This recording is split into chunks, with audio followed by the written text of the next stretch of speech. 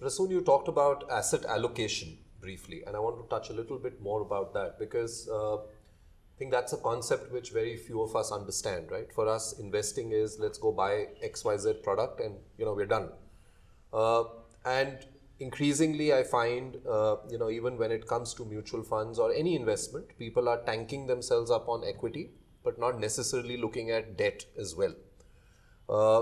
Now, if you go through the route of the mutual fund, it's like you've got to pick up several schemes, right? You have to have, say, a large cap, you have to have a mid cap, you have to have a small cap, because each has its own definition, and that's even getting tighter now by SEBI.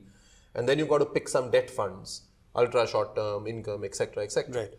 Now, when I buy a ULIP, do I have a plethora of these within the same plan that I buy, and how does it work? So, for example, in HDFC Life Click to Invest, you have, say, 8 funds from which you can choose.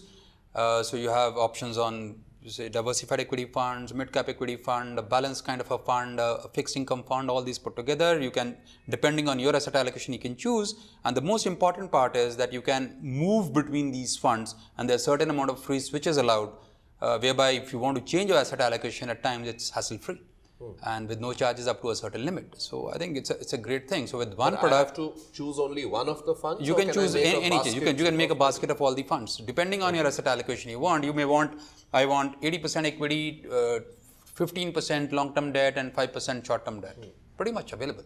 Okay. So it's a pretty, and then between that 80% equity, you say I want 60% large cap and only 20% mid cap. That is also available.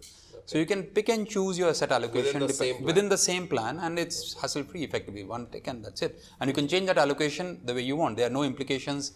So you don't have to get out of the scheme. You don't need to get out of the scheme. Exit Absolutely. charge, get back in. There are no exit charges. Beyond a certain number of free switches, there could be some nominal charges, but that is about it.